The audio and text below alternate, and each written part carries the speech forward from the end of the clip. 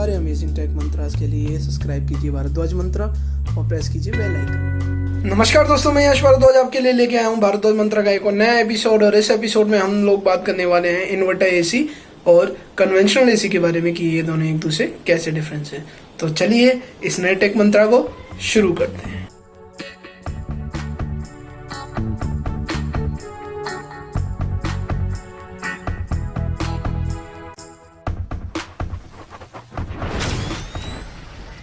तो चलिए दोस्तों, आज का टॉपिक शुरू करते हैं और इसी के बारे में और जानते हैं। सबसे पहले मैं एसी की बेसिक वर्किंग बता देता हूँ कि होता क्या है। जैसा कि आप जानते हैं कि हर एसी में दो यूनिट्स होती हैं, इंडोर यूनिट और आउटडोर यूनिट। तो एसी वर्क कैसे करता है? एसी की वर्किंग बहुत ही सिंपल है।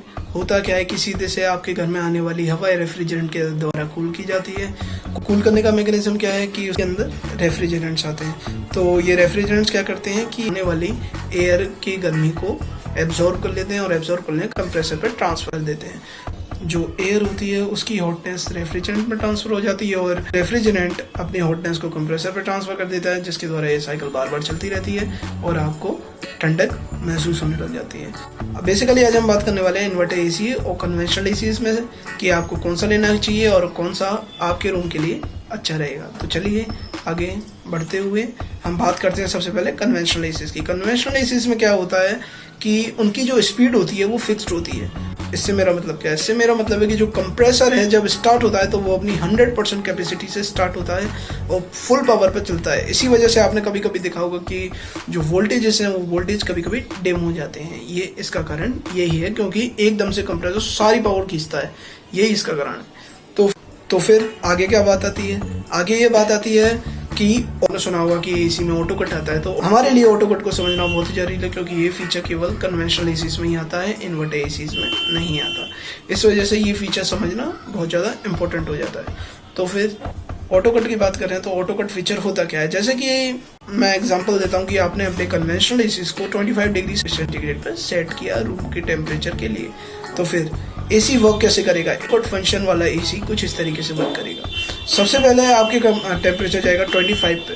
जो कन्वेंशनल एसी, हर एसी का हम सोचते हैं कि हर एसी हमारे कमरा 25 पे है, लेकिन एक्चुअली में ऐसा होता नहीं है। आगे क्या होता है कि वो आपके कन्वेंशनल एसी की वर्किंग क्या होगी कि वो आपके कमरे के टेम्परेचर को 25 से थोड़ा नीचे ले जाएगा।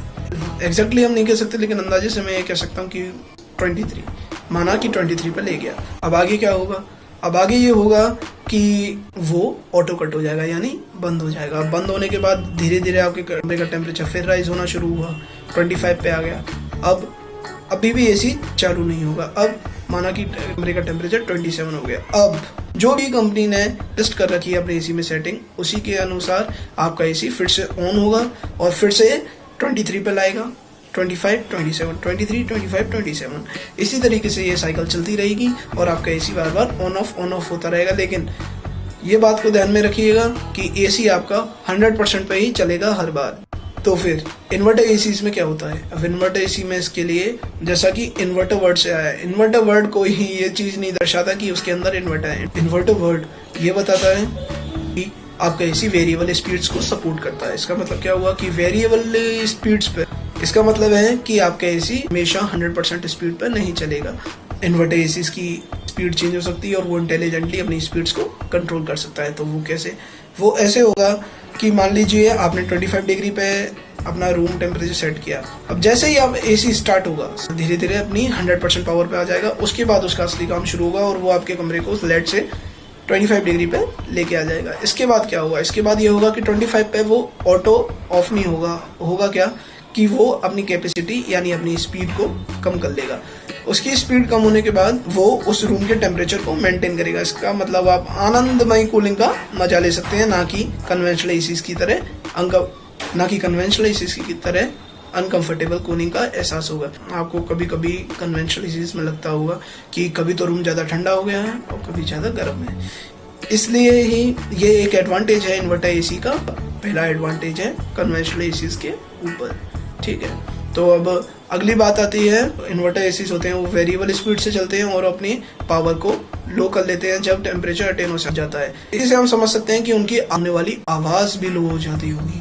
इस वजह से हम कह सकते हैं कि वो एक क्वाइट एनवायरनमेंट प्रोवाइड करते हैं और एक बेटर कूलिंग एक्सपीरियंस देते हैं in compare to conventional ACs.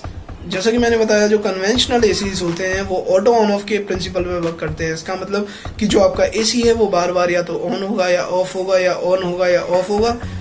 इस वजह से हम कह सकते हैं कि आप ही सोचिए, यानी कोई आपका डिवाइस है वो बार बार ऑन ऑफ हो रहा है तो उसमें वियर और टीयर ज़्यादा होगा, यानी आपके डिवाइस को नुकसान पहुंचेगा। लेकिन बात करें इन्वर्टर एसी की, तो इन्वर्टर एसी से आपका टेम्परेचर मेंटेन रहेगा और आपका device bar bar on off नहीं होगा, जिससे कि वो लॉन्ग लाइफ हो जाएगा ऑटोमेटिकली। तो ठीक है, तो इस ओवरव्यू के कंक्लूजन पे मैं आते हुए कुछ पॉइंट्स को आपको नोट कराना चाहूँगा। जैसे कि सबसे पहले मैं बात करता हूँ कि आपको इन्वर्टर एसी क्यों खरीदना चाहिए। जैसा कि मैंने बताया कि कन्वेंशनल एसी फिक्स्ड स्पीड पे चलते हैं और इन्वर्टर एसी वेरिएबल स्पीड पे चलते हैं। इससे होगा क्या, इससे जब आपका टेम्परेचर रूम का मेंटेन हो जाएगा, उसके बाद अगर रूम का टेम्परेचर मेंटेन हो जाएगा तो इन्वर्टर एसी के केस में आपकी पावर कंजप्शन लो हो जाएगा, क्योंकि आपका एसी फुल पावर पे काम नहीं कर रहा है, जिससे कि आपको एक कंफर्टेबल कूलिंग जोन भी मिलेगा। इसका मतलब कि एक जैसे 25 डिग्री पे सेट किया तो 25 डिग्री पे ही आपका रूम रहेगा। लेकिन जबकि कन्वेंशनल एसी की केस में टेम्परेचर अप डाउन भी होता रहेगा और कंप्रेसर 100% करने के बाद आपका इलेक्ट्रिसिटी बिल भी उतना ही ज़्यादा बढ़ेगा इन्वर्टर एसी के कंपैरिजन में। दूसरा पॉइंट है लॉन्ग लाइफ। चूंकि inverter AC bar bar on और ऑफ नहीं होता और एक कंस्टेंटली चलता रहता है, इस वजह से उस लाइफ बढ़ जाती है कन्वेंशनल एसी के कंपेयर में, क्योंकि जो कन्वेंशनल एसीज हैं वो बार बार ऑन ऑफ रहते रहते हैं, जिस वजह से उनकी लाइफ कंपेरेटिवली कम होती चली जाती है। अगला पॉइंट है नॉइस। जैसा कि मैंने बताया कि इन्वर्टर एसी स्लो हो जाते हैं क्योंकि उनकी नॉइस, क्योंकि मैंने बताया कि इन्वर्टर एसी स्लो हो जाते हैं। इस वजह से क्या होगा कि स्लो होने की वजह से उनमें नॉइस भी कम प्रोड्यूस होगी, तो आपको एक क्वाइट एनवायरनमेंट मिलेगा in compare to conventional ACs. तो ये थे कुछ पॉइंट इन्वर्टर एसीज के बारे में। लेकिन ऐसा बिल्कुल नहीं है कि कन्वेंशनल एसी लेना बुरा है। कन्वेंशनल एसी लेने के अपने फायदे हैं, वो भी मैं आपको बता देता हूँ कि अगर आपको इंस्टेंट कूलिंग चाहिए, इंस्टेंट कूलिंग यानी आप कमरे में घुसें और 10 मिनट के अंदर कमरा ठंडा, तो ऐसी कूलिंग के लिए आपको चाहिए कन्वेंशनल एसी, क्योंकि वो 100% कैपेसिटी से चालू होते हैं और अपनी पूरी क्षमता के साथ चलते रहते हैं। तो अगर आप चाहते हैं कि आपका रूम इंस्टेंटली ठंडा हो, तो इसलिए आपको कन्वेंशनल एसीज को प्रेफर करना चाहिए। तो अगले पॉइंट पे आते हुए, जैसा कि हमारा अगला पॉइंट था बजट। अगर आपका बजट थोड़ा सा लो है, एसी को प्रेफर कर सकते हैं, क्योंकि इन्वर्टर एसीज हैं वो अभी थोड़े से महंगे हैं compare to the conventional AC.